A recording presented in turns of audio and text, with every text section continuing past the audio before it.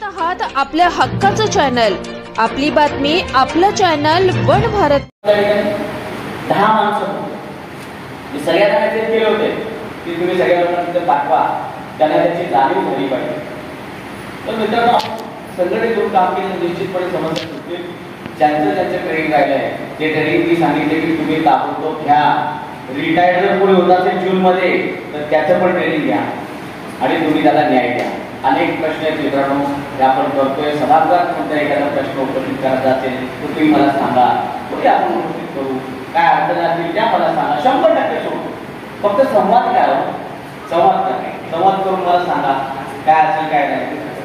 चांगले डेप्युटी आपल्याला आपल्याला नाही, बरोबर. ते अत्यंत हुशार आहे आणि मदत करतात. जेव्हा जेव्हा तुम्हाला अडचण असेल तुम्ही त्यांच्याकडे जाऊन बसला, विषय समजून सांगितलं तर 100% सुटतो.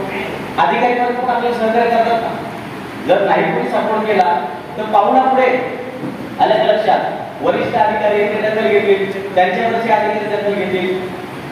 टेक्निकली अडचणी असतात, त्या टेक्निकली अडचणी आपण सगळ्यांनी समजून घेतल्या पाहिजेत. त्यात जर खरंच अडचण असेल तर ती सोडवण्यामध्ये अडचण येऊ शकते. पण मॅडम तुम्हालाही रिक्वेस्ट आहे, आपल्या सगळ्या स्टाफला रिक्वेस्ट आहे, येणाऱ्या माणसाला आपण न्याय दिला गेला पाहिजे. आणि एक विनंती की साहेब तुम्ही सांगा सगळ्यांना की कोणतंही काम तुमच्याकडे आजच्या डेटला तर 15 दिवसाच्या आत त्याला हो किंवा नाही सांगितलंच पाहिजे. नाही तर नाही, हो तर हो, बरोबर की नाही. उत्तर जर मिळालं नसेल तर मग ते आमच्या शिक्षकाने काय समजायचं, त्याचा साहेब वेगळा अर्थ काढला जातो. म्हणून माझी विनंती, कुणी येऊ, कोणत्याही संघटनेचा पदाधिकारी हो, कुणी अभ्यंगत येऊ, सगळ्यांना आपण मान सन्मानाची वर्तणूक केली पाहिजे. लांबून विचाराचा पूर्ण घालून आणला असतो, त्याचं काम वेळेमध्ये जर झालं तर निश्चितपणे आपल्याला समाधान राहील. मी माझ्याकडे जेवढी कामं दिली ते सगळी कामं माझ्याकडे इथे पुरावे आहेत. हे सगळी कामं पाठपुरावा करण्यासाठी मी सातत्याने सर जो माझ्या कॉन्टॅक्टमध्ये आहे तो प्रत्येक जण त्या ठिकाणी जातो. की सगळी कामं याच्यामध्ये आहेत, की सगळी कामं झाली की नाही झाली मी त्यांच्याकडनं पाठपुरावा करून घेत असतो.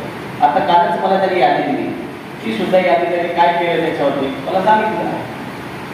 काही संस्था बाजारग्रस्त आहेत तुमच्या जिल्ह्यामध्ये, त्यांचा थोडासा प्रश्न मिटत नाही, तर त्याच्यावरती फोकस करणं गरजेचं आहे. एक गोष्ट तर एका सर्व मार्गाने त्याला पावर असतो. तुमच्या जिल्ह्यामध्ये संस्थेत वाद असल्यामुळे थोड्याशा अडचणी येतात, मुख्याध्यापक मान्यतेला वगैरे. तर त्याच्यावरती आता साहेबांनी आमची मॅडमची चर्चा झाली की PTR उताराचा मोठा एक तुमच्याकडे प्रश्न झालेला आहे का. तर ताबडतोब त्यांना मी सांगितले की तुम्हाला जर शंका आहे तर चॅरिटी कमिशनरला पत्र द्यावं, त्याचा पाठपुरावा आपण करू ना. त्यांनी पाठपुरावा करा, आपणही पाठपुरावा करा. एकदा पत्र दिलं की मी कधीही कोणतं काम माझ्याकडे आलं तर मी प्रत्येकाला सांगतो बघा की तुमची OC पाठवा. तुम्ही पुढे मला फोन केला तर मी सांगतो की नाही की तुम्ही जो प्रस्ताव सादर केला त्याची OC पाठवा. ती OC आपण संबंधित अधिकाऱ्यांना पाठवा आणि त्याप्रमाणे काम करू. अशा प्रकारे आपल्या कामाची पद्धत आहे. आणि मला जास्त बोलायचं नाही, पण मित्रांनो एक लक्षात ठेवा, हा ज्ञानेश्वर महादेव तुमचा आहे. आलं लक्षात. मी कुठून बाहेरून टाकलेलो नाही, मी शिक्षक आहे, आपल्यालाच आहे. मलाही आपण समजून घेतलं पाहिजे. कामाचा प्रचंड लोड आहे, मोठा मतदारसंघ आहे, भौगोलिकदृष्ट्या फार मोठा मतदारसंघ आहे. प्रत्येक जिल्ह्यात मी जात असतो. एक दिवस सुद्धा माझ्याकडे राहिले तुम्हाला माहिती आहे, एक दिवस. आणि याच्यामध्ये काम करताना दमछाक होत असते आणि सगळ्यांना तोंड द्यावं लागतं.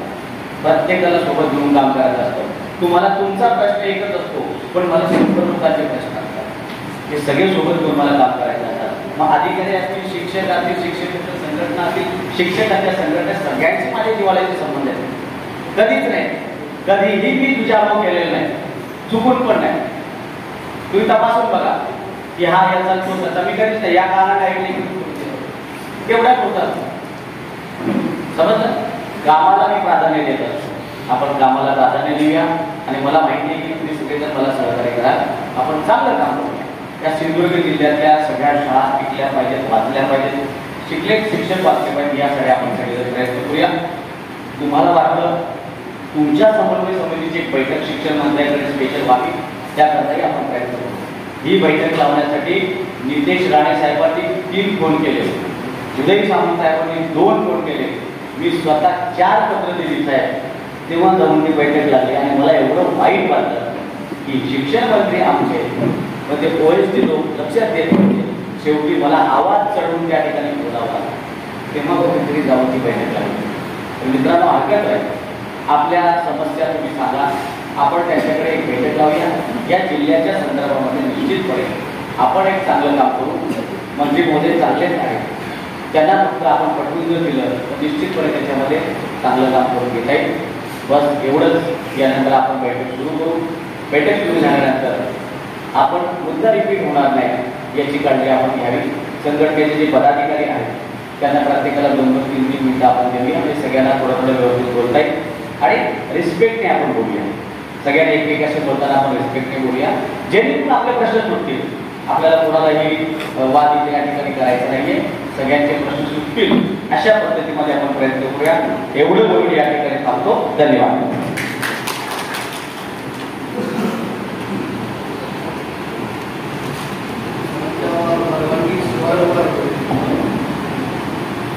खरं तर 2 दिवसापूर्वी सरांचा फोन आला आणि आपल्याला सिंधुदुर्गला जायचं आहे म्हणाले. सर म्हटलं मी गेल्या महिन्यात